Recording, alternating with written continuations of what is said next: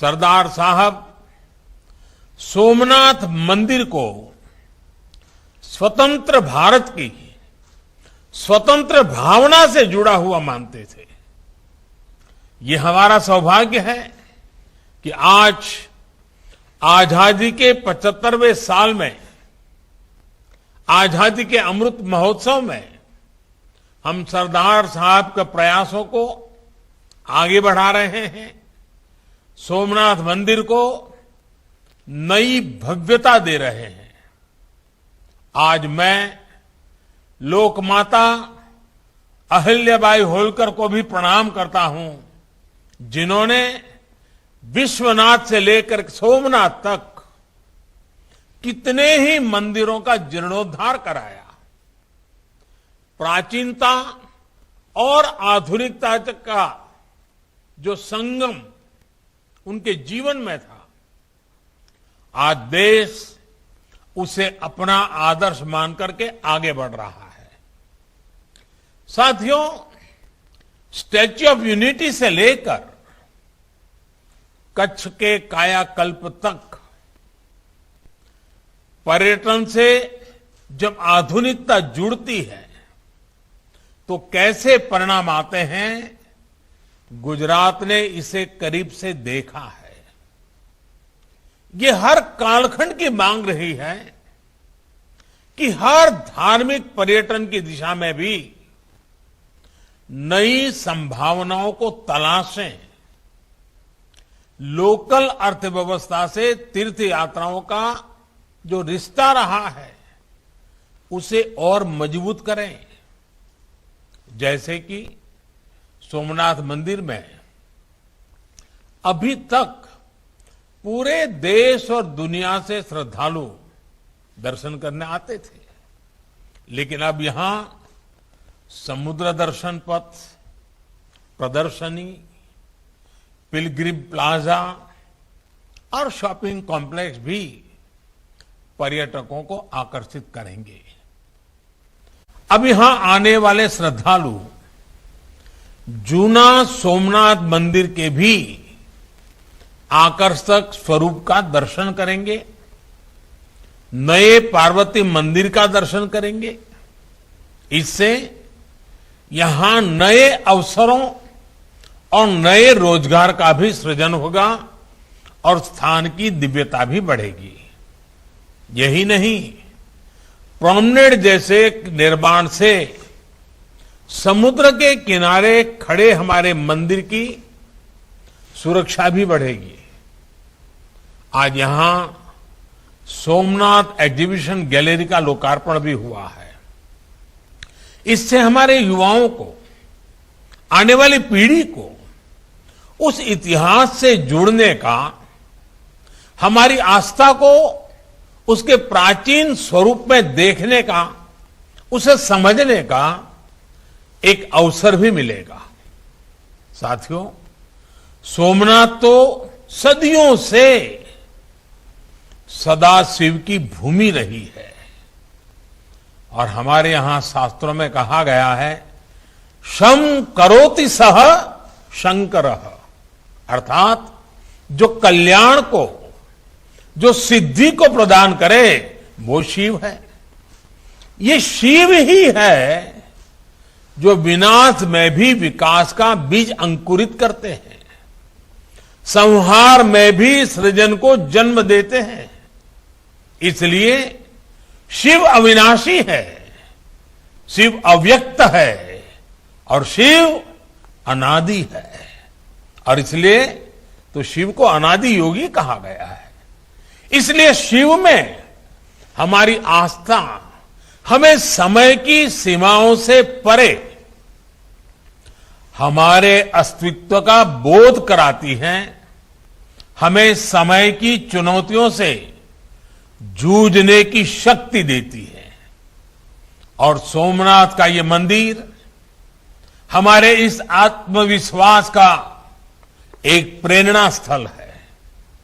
साथियों, आज दुनिया में कोई भी व्यक्ति इस भव्य संरचना को देखता है तो उसे केवल एक मंदिर ही नहीं दिखाई देता, उसे एक ऐसा अस्तित्व दिखाई देता है जो सैकड़ों हजारों सालों से प्रेरणा देता रहा है, जो मानवता के मूल्यों की घोषणा कर रहा है।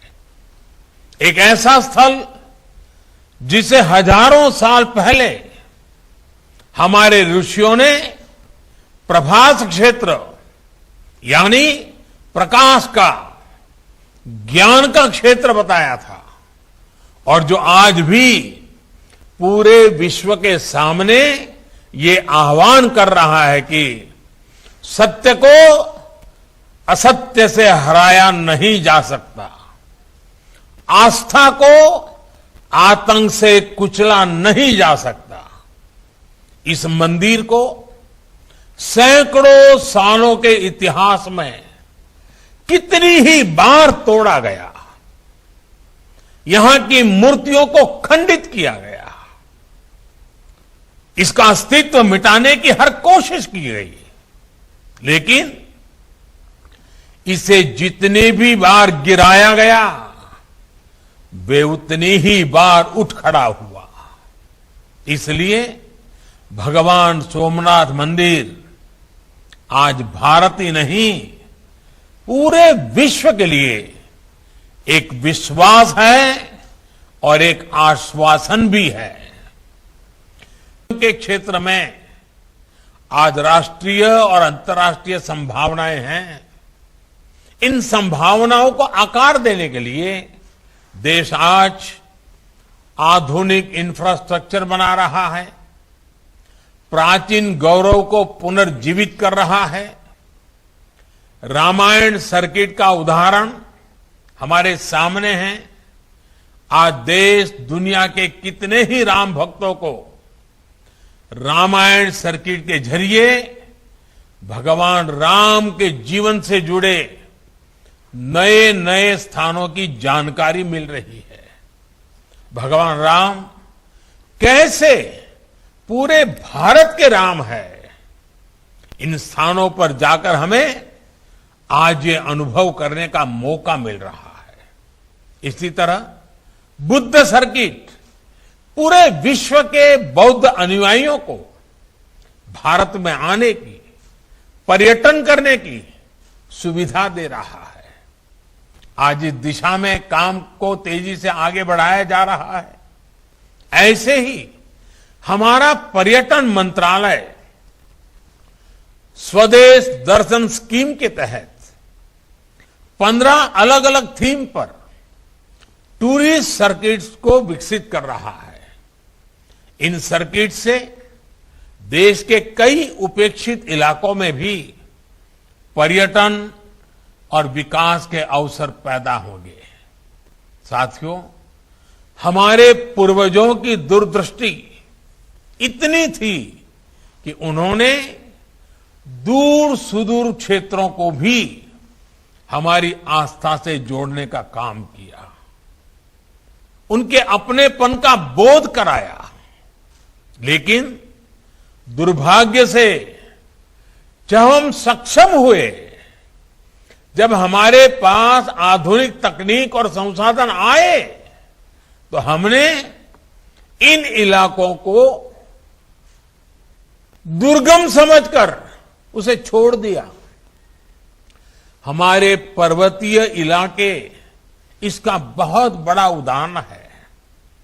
लेकिन आज देश इन पवित्र तीर्थों की दूरियों को भी पाट रहा है। बाबा केदारनाथ का विकास हो या उत्तराखंड में 4 धाम यात्रा के लिए कठिन पहाड़ों में टनल और हाईवेज का निर्माण हो, वैष्णो देवी मंदिर के आसपास विकास हो या पूर्वोत्तर तक पहुंच रहा हाईटेक इंफ्रास्ट्रक्चर हो, आज देश में अपनों से दूरियां सिमट रही है। इसी तरह 2014 में देश ने इसी तरह तीर्थ स्थानों के विकास के लिए प्रसाद स्कीम की भी घोषणा की थी।